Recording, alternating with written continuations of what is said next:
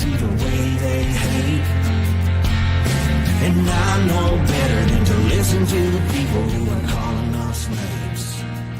I can feel the sunlight shining in. Well, good morning and welcome to episode 863 of the Lots Project Morning Show, where the coffee is strong, the opinions are stronger, and everything is always filter-free. I'm Brian, your host, and it's November 10th, 2025. This morning I'm enjoying a fresh cup of Survivor Series Aces Blend from foodforestfarms.com because life's too short for shitty coffee. At Food Forest Farms, your beans are roasted by real human hands using a clean stream air roaster. More than just a customer, your family.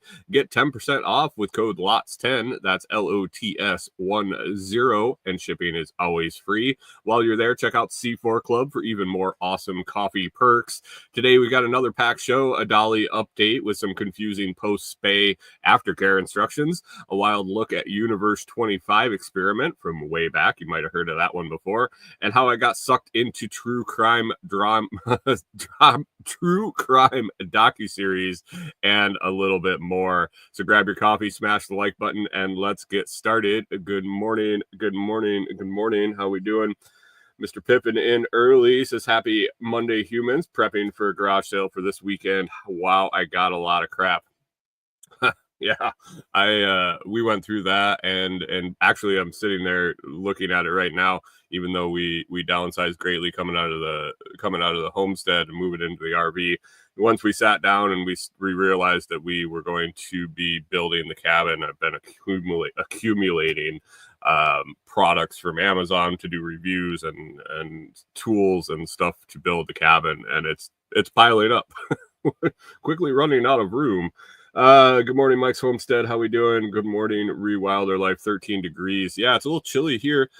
Wood stove is rolling pretty hard this morning. It looks like, I think it's like 28 degrees outside. Yeah, 28. That's enough of that shit. Tomorrow actually is supposed to be colder. I think we're down into the low 20s overnight, and then back up into that 70s, 50s. 70s, 40s swing. That's gorgeous. Absolutely love the temperature this time of year with the highs in the 70s and lows in the 50s and 40s. But man, these little cold pops. It's too early for this. It's only November 10th. A little sip of this Survivors Pack Aces blend this week. I think it was a couple weeks ago I was drinking the 8th blend, which was fantastic. It was definitely one of the best blends that Brian has sent out. Brian has sent out from Food Forest Farms. This week I'm hitting up the Aces blend. And little notes from Brian on the Aces blend. He says it's a light Colombian for super clean coffee flavor, quote unquote coffee flavor. I think all coffee tastes like coffee, but this one, that Colombian definitely, it hits you with that what you think coffee is supposed to taste like, and then it's that Colombian mixed with a light Ethiopian for the light floral tones, mixed with medium Nicaraguan to blend in some bigger mouthfeel and chocolatey notes. It's a solid cup of coffee. He says it's perfect early morning cup. It's solid. It's solid. You can pick up that Survivors Blend Twin Pack, which has the Aces and the 8s, over at foodforestfarms.com. That is available until Scramble and walks again after his little accident, and thus the Survivor Twin Pack. And pick it up. You never know when he's going to be taking that first step, so you're going to want to order it up and give it a try today. I prefer the 8s, but the Aces is really good too. So check it out, or any of the other awesome coffee over at foodforestfarms.com. Rewilder Life's going to bake today to heat up the house. Yeah, we don't have an oven. Oh, we do have an oven. We literally have never used the oven in the RV since we got it. It just seemed like it's such a pain in the ass to go through the hoops to get it to light and use it and relearn all the temperatures and how it cooks and all of that. And it's super tiny. Like I don't think I don't think you can fit a frozen pizza in it. Maybe a little Tony's frozen pizza, but nothing of any significant size. So I don't know if Pip was around last week, if he was in the house when he won the Bitcoin guest contest for the week. Man, you were within 500 bones for the no prize, but man, you nailed it last week. Let's go and see who guessed this week and what their guesses were. On the screen there, you can see my guess was 119,669. I didn't come close. Bitcoin price currently on the ticker tracker 106,005, 106,005, $106,005. My guess, not even close, 119,669, way off. Canadian Farmstead threw a guess out of 112,500. Not bad, getting closer. John Palmer, 101,232. That's pretty close, but not as close as someone else. Mike's Homestead slid in with a 113,124, 113,124. Not that close. Scrambling with the all ones, 111,111. Not as close as Carson and the winner this week of nothing. A winner this week of nothing is Carson over in the Telegram chat, and with his guess of 108,321. He was only about $2,000 off. John Palmer sliding into to second there in the contest with no prizes with 101,000. So Bitcoin took a little dump this week. Definitely some buying opportunities if you're looking to pick up and looking to stack. We were dipping below 100,000 there a few times during the week. We were talking about it over in the chat. I encourage you, if you're a fan of the show, or if you're a fan of just hanging out and bullshitting on, topics across the board over in the Telegram chat all the time. A lot of bullshit and a lot of serious stuff, questions asked and answered, and all sorts of fun stuff. You can find that at t.me/lotschat. Like, go to your web browser, type in https://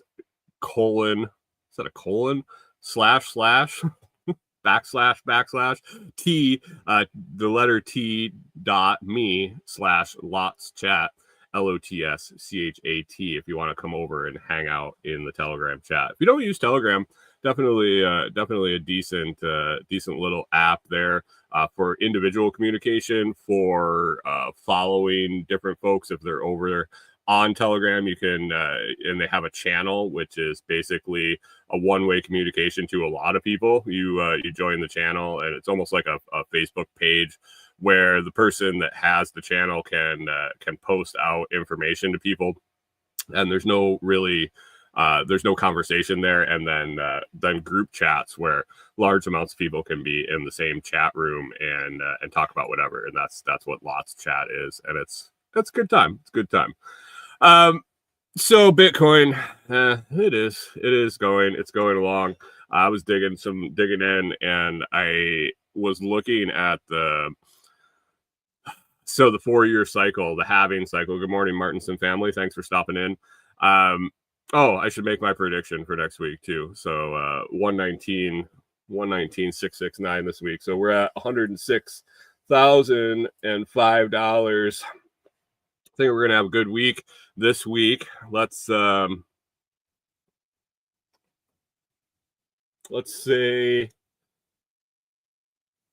I'm gonna take Scrambling's cue, and we're gonna do 111,111. So 111,111 is my guess for November. That'll be November 17th. So if you want to get in on that, you can head on over to the Telegram chat and throw your guess in for the Bitcoin price next Monday morning on the show. I'm doing a $111,111. I guess you could throw it in the chat here. It's just easier to keep track of over in the Telegram chat. And since there's no prize, you got to follow the rules. So I was looking at Bitcoin and the halving cycle. So every 4 years if you don't know, every 4 years, Bitcoin goes through a halving cycle where the reward for mining a block on the blockchain, it's cut in half. And then it usually follows with a bull run over extended period of time, and then a drop off, and then kind of I think it's called crypto winter, and it kind of peters along, and then another bull run, and then goes into the halving again. So just looking at historical timelines of the period after the halving, where the price peaks usually, and it's usually a big run up in October, which has just passed. The halving was earlier in I believe it was earlier in 2025.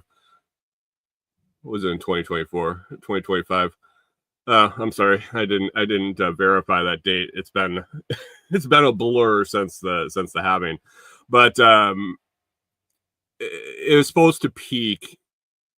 The average peak date would put this halving cycle, the peak should be around the end of November. So November 29th, I think, was the actual average of all the halvings. And then I think this was the fourth halving. If you average the dates of when the peak of the bull run post halving was, it was November 29th. And that's coming up pretty quick here. So either the pattern is going to change. Well, the pattern is going to change at some point. The run has not been as significant as it has been in past, or the date's going to be wrong, and it's going to be extended out. So lots of outside factors in that, especially adoption into the industrial large investments into the stock market and mutual funds and ETFs. Excuse me. I can't think this morning. I slept really good with the cold weather. We ran the wood stove overnight a little bit, and man, I zonked out, but still a little foggy this morning. But we'll see what happens with Bitcoin. If it just kind of, I don't want to say fizzles this halving cycle, or if it breaks the pattern and it goes on a run later on, or if it's just Root Wilder Life says I need more coffee. Yeah, I do need more coffee, but if I slam it, if I just guzzle it down, then I won't have any to finish the show, and that would be sad. That would be sad for sure. So, but anyway. We'll see how Bitcoin does. I'm not getting rid of mine. I continue to plod along and earn it where I can, and pick up some where I can, sell things for Bitcoin when I can, and just keep stacking and see what happens. And we also had an interesting conversation about what the end goal of Bitcoin is over in the Telegram chat earlier this week. It was a really good conversation, had people from all different angles, and it really made me realize that the end goal with Bitcoin really depends on your situation, and what your goals in general are financially, and so I've been tinkering around with some notes, and that's probably going to be a segment of an upcoming show, like the different reasons people own and stack Bitcoin and believe in Bitcoin and what they want to do. It just didn't come together quite enough for the show this week, but look forward to that. Coming up is a chat on and why and how people are going to proceed in the future with their Bitcoin, depending on, I mean, it really depends on what the value ends up being. So, but anyway, that is for a different day. The first topic I want to talk about this morning was Dolly.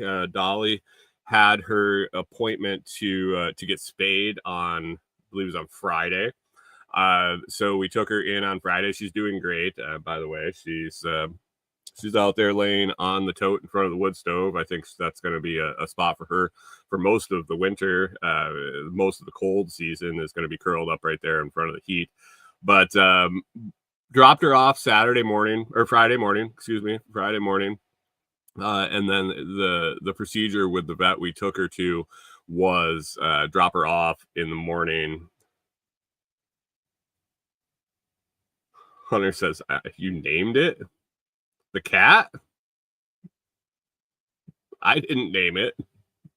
Good morning, Hunter, by the way, over on Twitch. You talking about the cat, Hunter? The cat's not going anywhere. That was the first he's heard of the name.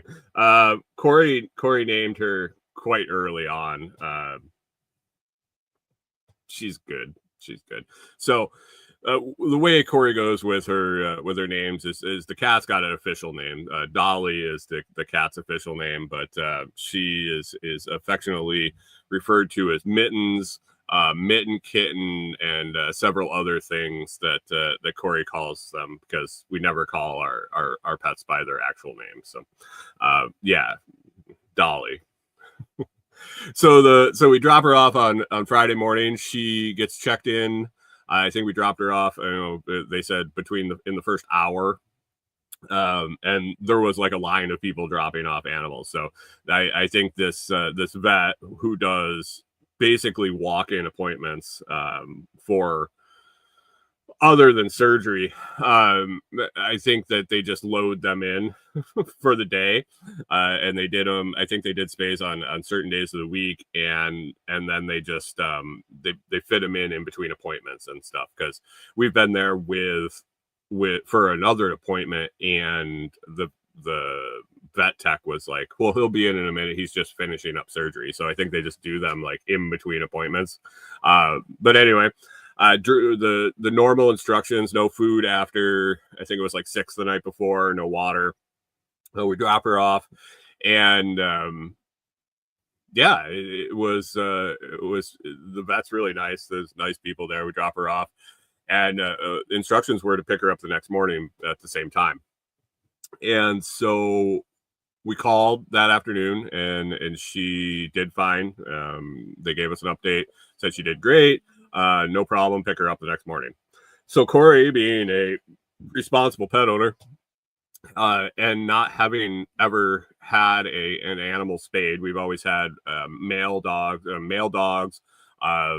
When Corey got her one kitten, it was a male, and then the female that she got was already spayed through the Humane Society when we had our cats before, which, when they were gone, I said never again. And I just love my wife enough that this one's here to stay, I guess. Anyway, we didn't know how we were supposed to care for her after. Can she not run around? Can she not play? Do we need to feed her different? All of that stuff, all the aftercare instructions for a cat being spayed, we weren't sure. So Corey looked it up, and she went through it, and she was prepared, to try to follow the instructions. And I got a quick list that was very similar to hers, share with you.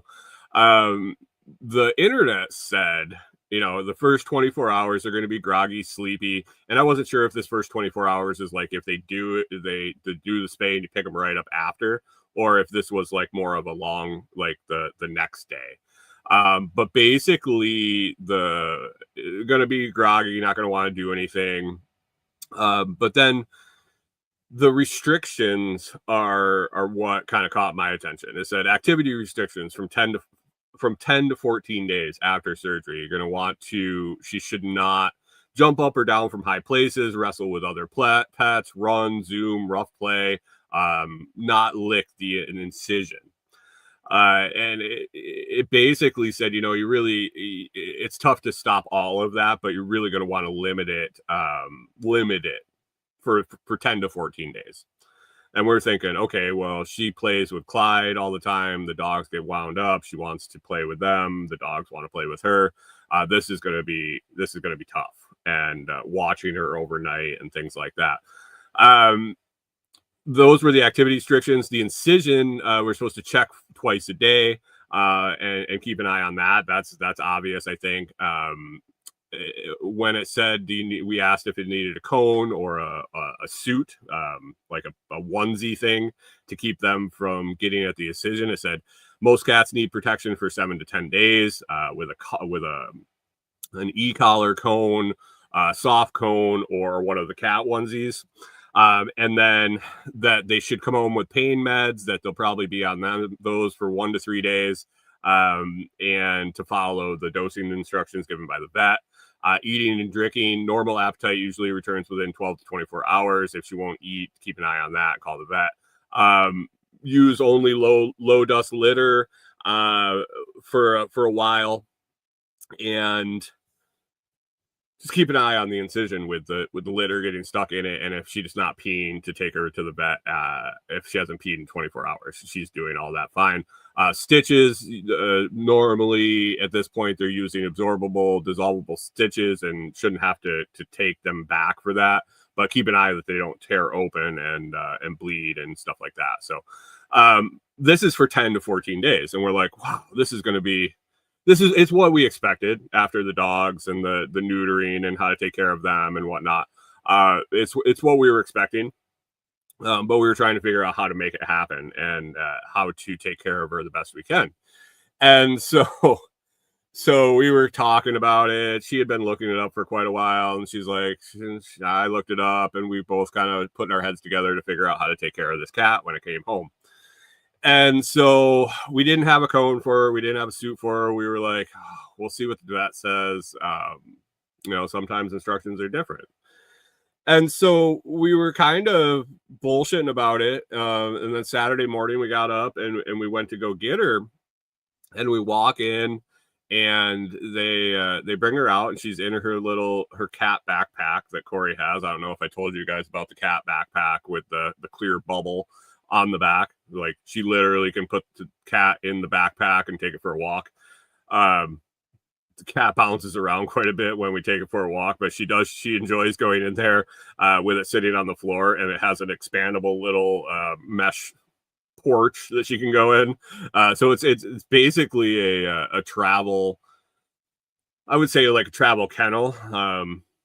She really likes it. She feels comfortable in it. So that's what we were using instead of the hard-sided crate. And so they bring her out. She's in that. She just kind of like looks a little lethargic. She kind of looked happy to see us, and she wasn't too pissed off that we had left her there. But we're talking to the vet, and we wanted to get their aftercare instructions, like what they say. And so Corey's like, so what do we get, pain meds, or what's the deal with taking care of her? And they're like, oh, she's fine. And we're like, wait, what? We're like, well, do we need pain meds for her? She's like, well, not really. Maybe.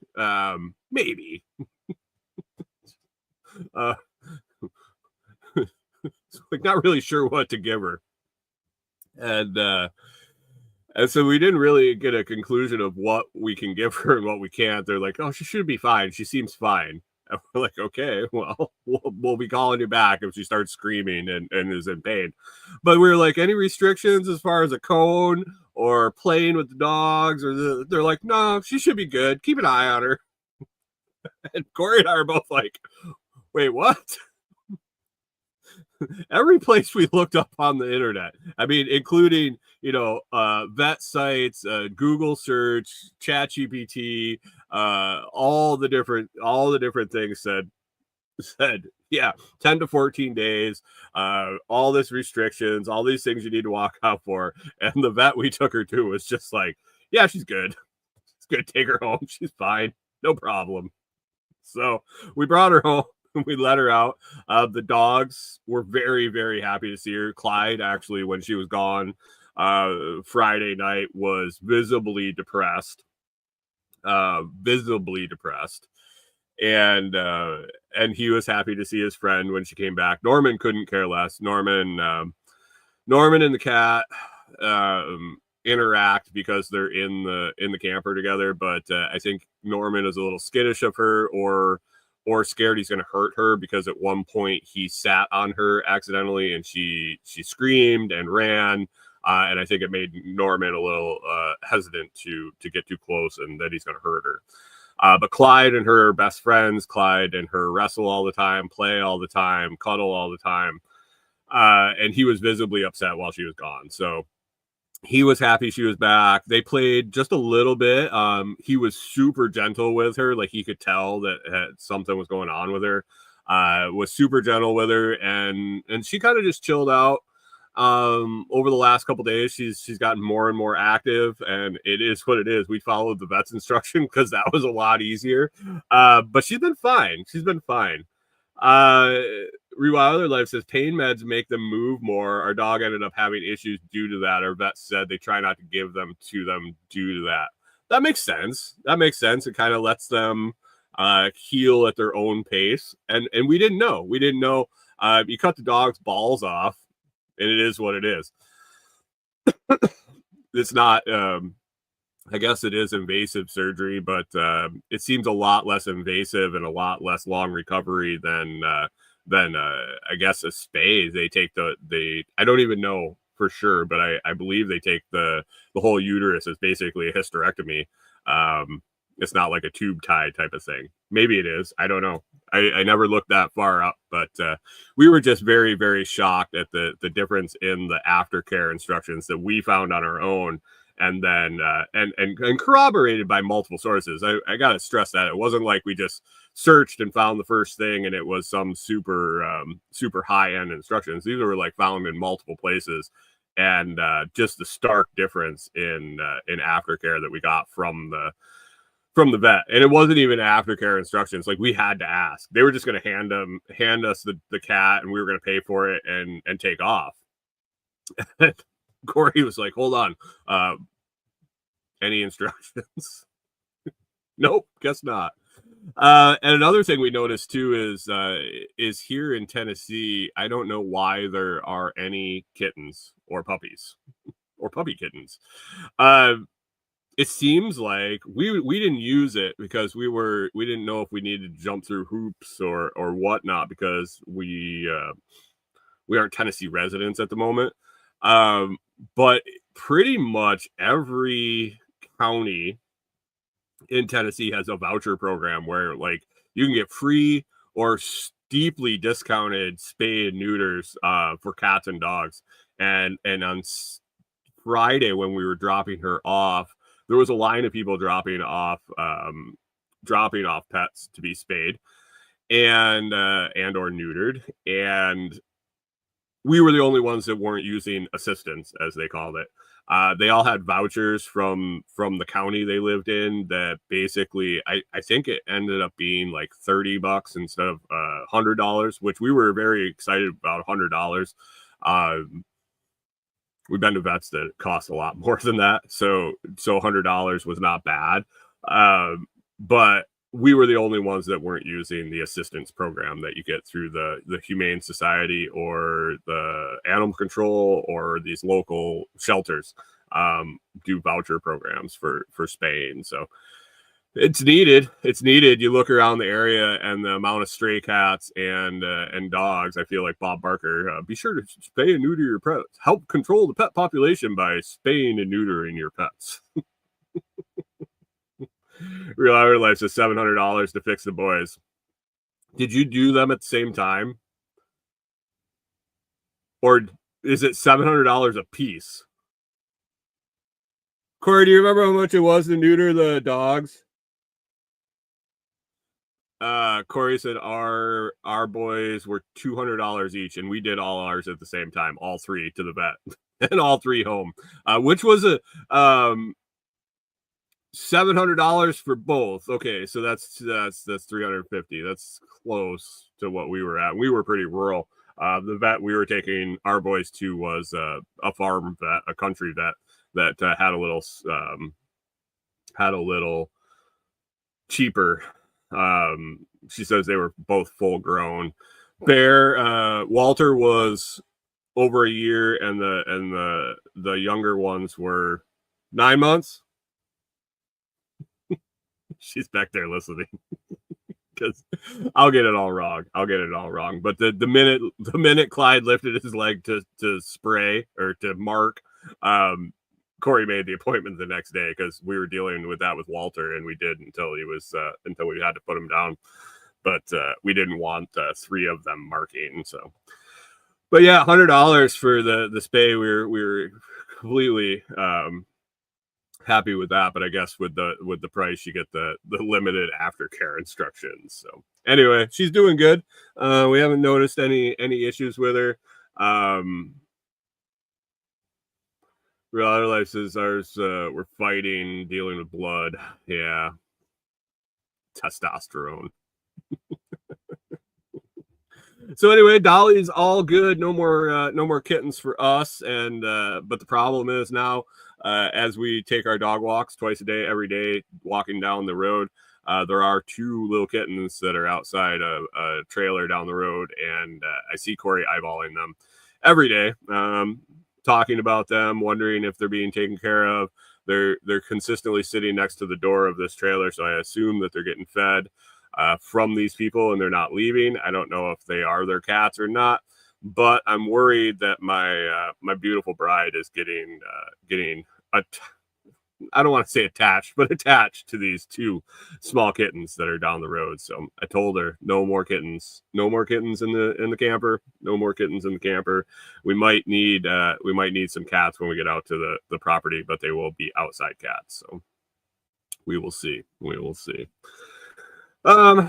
see. Moving on. I came across. I've heard of this and looked at it quite a few times over my years. Pip says, so what you're saying is no more kittens for now. No more kittens till the next one. Till Corey decides she wants another one, and it is what it is. It's easier to let Corey be happy than not happy. I like to make her happy. That makes me happy. So as long as it's tolerable, and which I think we're at the limit. She tried to explain that we had Walter in here with us, and he was 160 pounds, 140 pounds, whatever, up there, well over 100 pounds. And the fact that he's gone and the cat only weighs like 8 pounds, 10 pounds, or whatever she weighs, we can get a lot more kittens and still be underweight.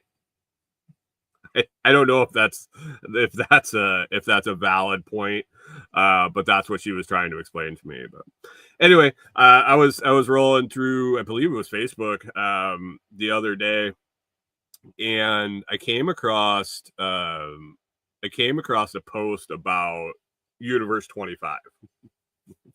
And I had seen Universe 25 or read about it. I didn't see it. I wasn't alive in 1968. But I knew about Universe 25. I'd looked into it. I had actually read a few different things about it. But it had been a while. And so I was like, oh, Universe 25. And kind of read this article about it. It was obviously an AI, like let's tell the story and get clicks. It wasn't somebody's analysis of it, and it was just AI probably picked it up off the interwebs and made a post about it, and I read it, but it got me thinking again. And for the people that don't know what Universe 25 is, it was an experiment in 1968. A guy named John B. Calhoun was going to make, in a lab, he was going to make a mouse utopia, and it was going to be an experiment to see what happened when a colony of mice was given unlimited food, water, nesting, no predators, basically everything they need and nothing that's going to hurt them.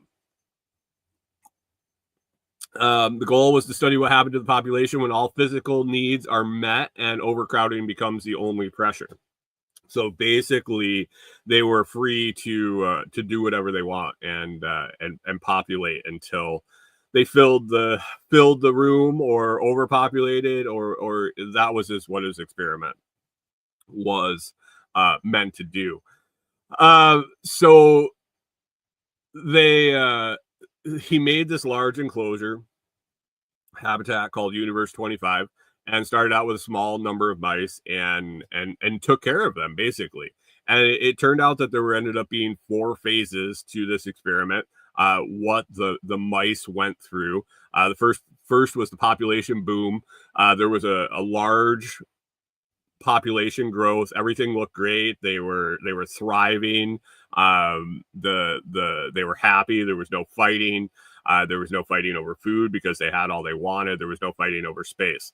As the population exploded, there began to be overcrowding because the only limiting factor in the experiment was the size of the habitat.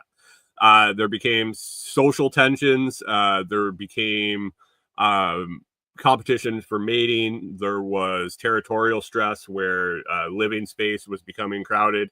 And then there was some behavioral changes. There became aggression, a lot of aggression, basically over mating and food. But with all the food provided, it was almost a false aggression for food.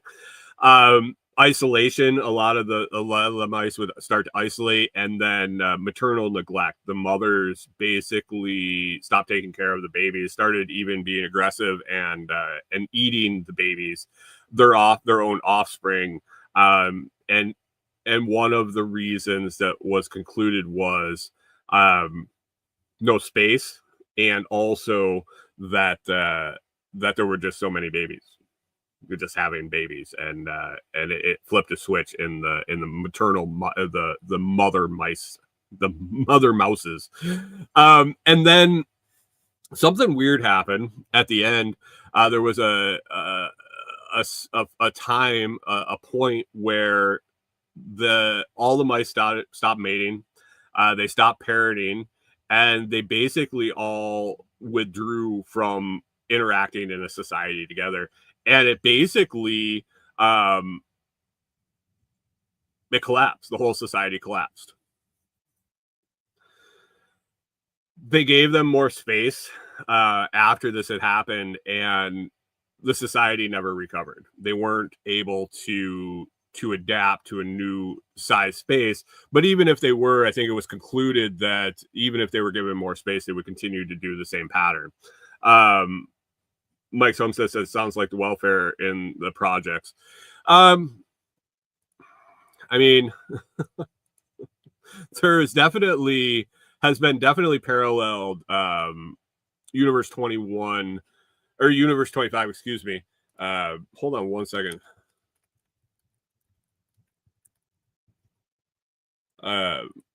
There's been a lot of parallels drawn to different society. So he did this.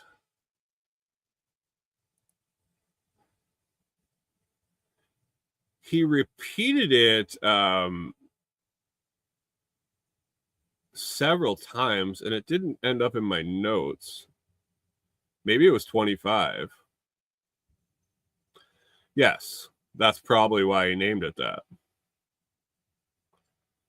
25 more times with the exact same results. So it was actually done 26 times with this same exact pattern of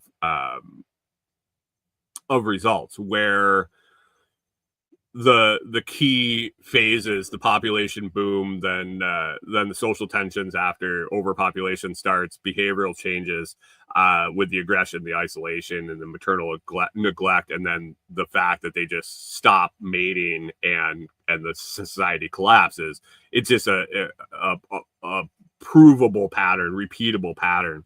Up to 26 times this happened. One of the groups of mice that developed in this experiment repeatedly was what Calhoun called the beautiful ones. These were typically male mice, and they at some point basically checked out of society. they groomed themselves constantly. They avoided others. They didn't mate. They stopped mating. And they basically checked out of the whole society. He called them the beautiful ones. Basically, they groomed themselves and ate and took care of themselves, but had no interest in interacting, in mating or anything like that. And it was just this odd little segment of the society that they just pulled themselves away, and all they cared about was taking care of themselves and grooming themselves. But in natural societies, in the wild, grooming, the end goal of that is mating. But they stopped mating. They stopped interacting with female mice, and it was just an odd behavior. A lot of people point to this and compare it, like Mike did, to different portions of society and human behaviors.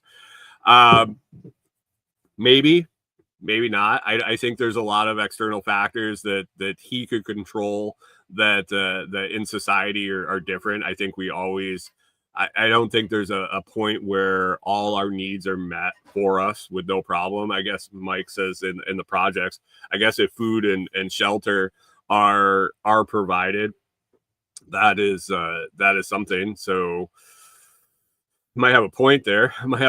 But a lot of people think that this is just mice. I don't know.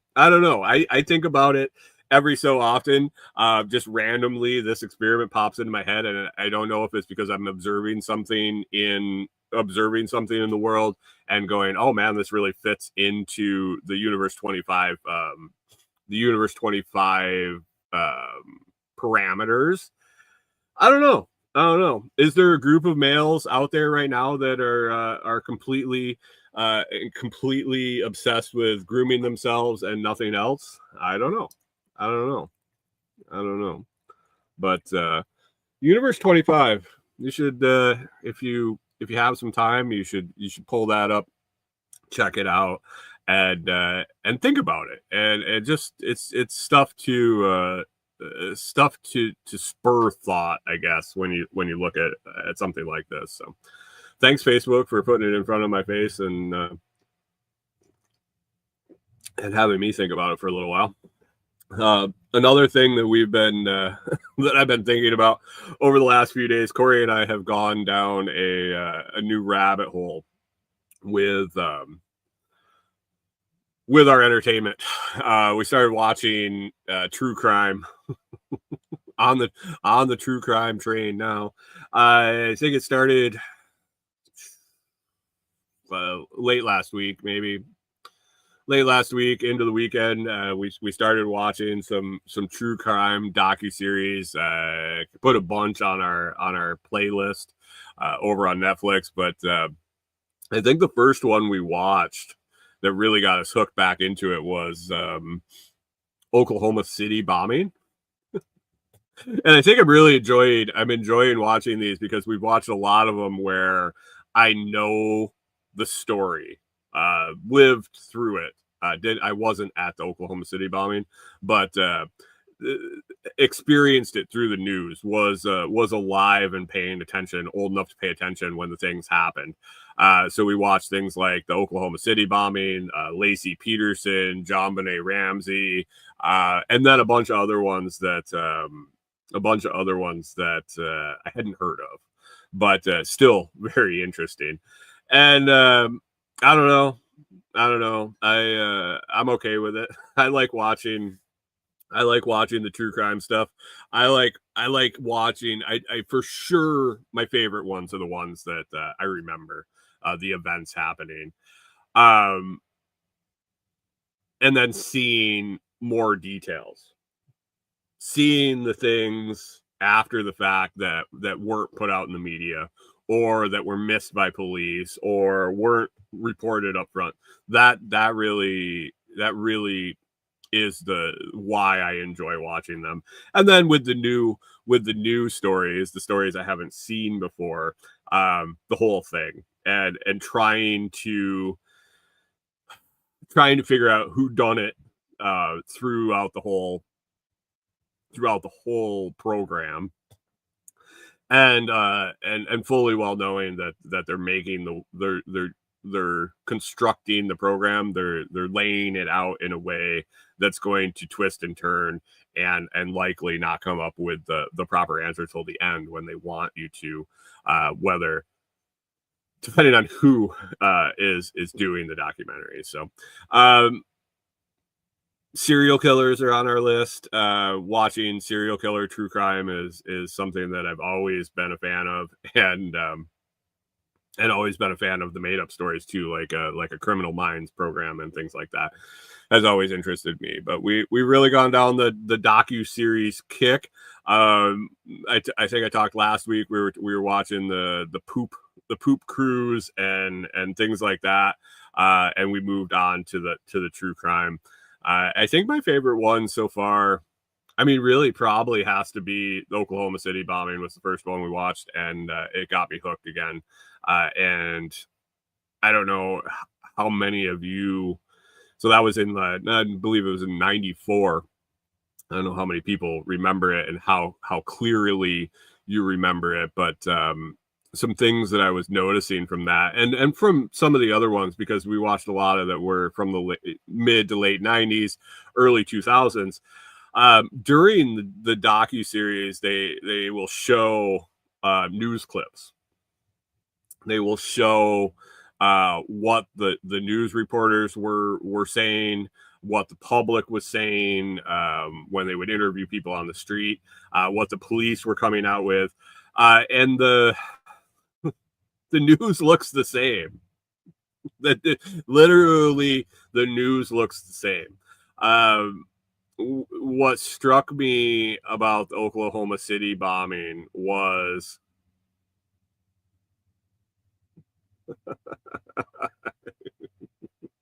Hunter says, I recorded over one of my mom's VCR tapes. What was it? Your birthday? Your birthday that you recorded over? Did you record over something important? But watching the news reports of the Oklahoma City bombing and what came out immediately after it happened made me chuckle. And then we watched a couple other things that it really everything is a Middle Eastern or a Muslim guy or guys in a vehicle that did it. Hunter says, I don't know, but she was mad. You should ask her. The immediate response to the Oklahoma City bombing, and multiple people called in to report this, was 3 Middle Eastern men in a van driving to the building, leaving the van, and then escaping. Reported multiple times. And so the initial search was for Middle Eastern guys, terrorists. And we're talking in 94, before 9/11, before anything like that, where it would be on the tops of minds. I guess I was young enough where I wasn't really immersed in that culture yet, and understanding who was the stereotypical bad guy. But to watch the news gobble that up and lead the public to think that it was Middle Eastern guys, it turns out to be two white dudes. But also the once they found Tim McVeigh, and whether you think Tim McVeigh did it or not, or what it was, the whole thing, basically when they announced Tim McVeigh, the media went down the right-wing extremist and the militia and the videos they were showing. And it just makes me chuckle because it's similar to today. It really is. The way things are reported, the keywords, the buzzwords, the more it changes, the more it stays the same. So watching these and going back and hearing the way they talk about them, and I haven't watched the news, so I could be totally off base. But reading the buzzwords, reading the the articles online instead of watching the evening news. It's the same shit. It's the same shit. What is it? 30 years later, 30 years, mid 90s to the 2025, and we're all in the same patterns. Oh, so lots of good docuseries on Netflix. I don't know if we've switched over back to Prime and checked out over there, but once we got in the loop on Netflix, they just feed them to us one after another. So interesting stuff for sure.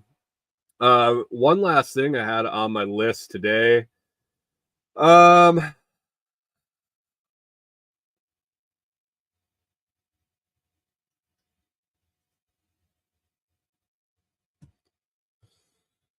Was this observation, just observation.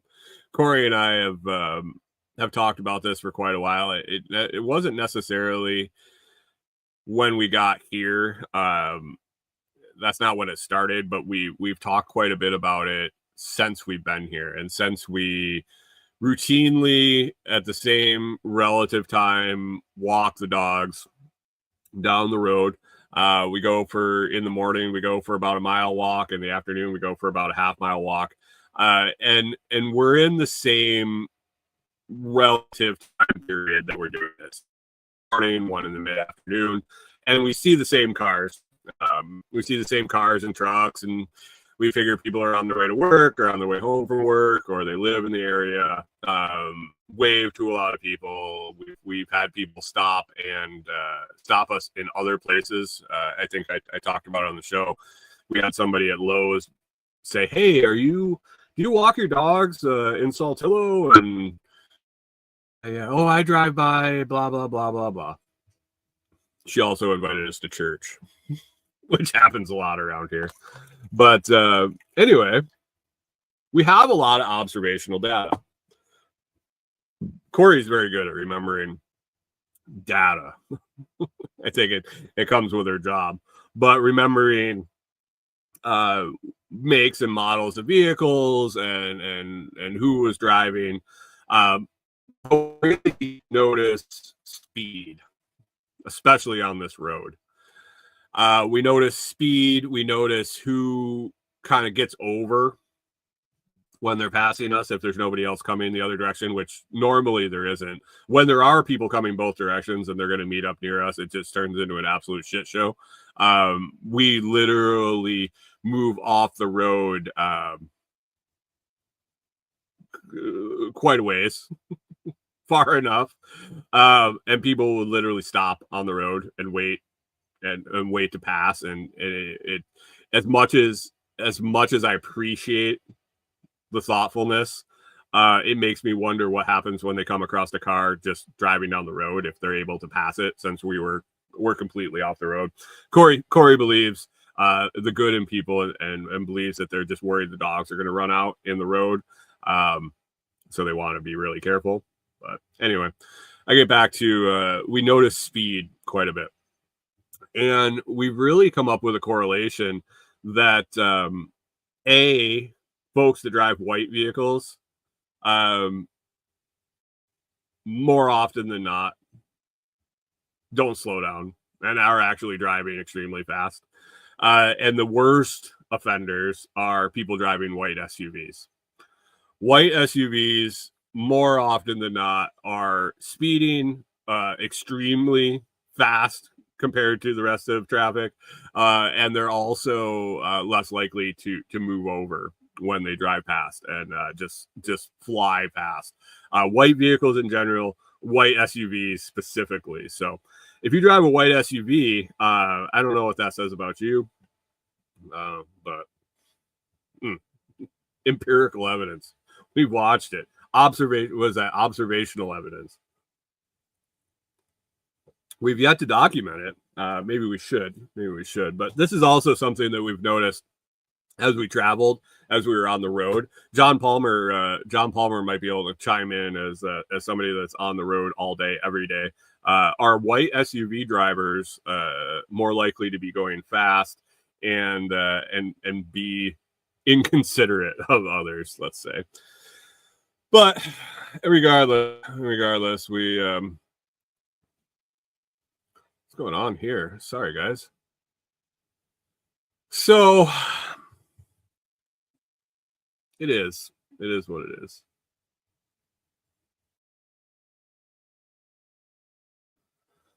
Hunter says, "Happy birthday, Marines." I just noticed the date. Happy birthday, Marines. Semper Fi. Isn't that wasn't the birthday of the Marines on Veterans Day? I know it was the end of the war, Armistice Day. The Marines were the day before. I was never in the military. My dad was, but I was never in, so it's nothing that I noticed. So if Hunter says so, happy birthday, Marines. Get you some. Other than that, guys, I don't got a whole lot. The road is still not covered with rock, but I was able to drive in and out this past week. It didn't rain and had quite a bit of sun and wind going on. And I went out, I walked back one day, I think it was Tuesday. I walked back and the road was hard. I have to describe it. And even this weekend, Corey and I went out and walked out to do a little planning. What it feels like under your feet, it feels like modeling clay, and it is clay. It's bare clay, which makes it any bit of water on it, it's just slippery. There's no traction whatsoever. That's why it's so hard to get in and out. But right now, the consistency of the road is basically like modeling clay under your feet. You step on like the ridges, and a lot of places where it's packed down, it is super hard. But like if there's a tire track going through it and you step on the edge, it almost feels like you're squishing modeling clay in between your fingers, but it's under your feet. I went out on Tuesday and noticed that there were tire tracks that our friend that's back there, that's got another property that's staying back there currently, had gotten his SUV unstuck. It looked like he had been in and out a few times. I walked back that day. I did what I had to do. I walked back out. And then the next day I decided I was going to drive in. You make fists with your toes.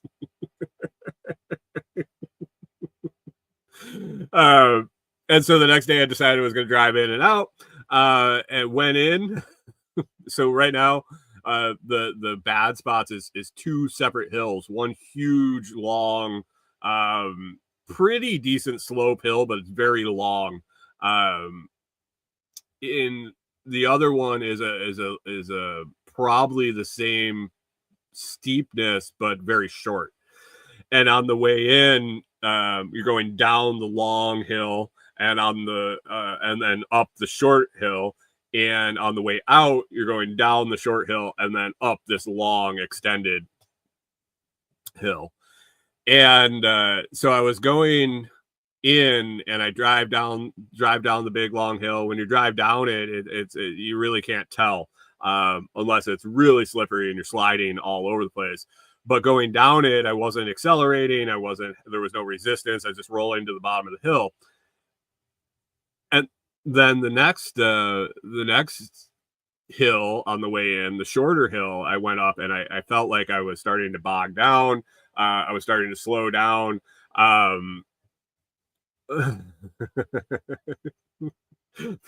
Pip says, strangely, I know exactly where he's talking about. Actually, Pip, it's changed quite a bit. He did quite a bit of work since you've been here and changed the topography of the road in and out. But on the way in, I started going up the shorter, not as steep hill, and I was slowing down. And it wasn't very long hill, so I slowed down a little bit, but got to the crown of the hill and continued on. And the rest of the road, it still has chert on it.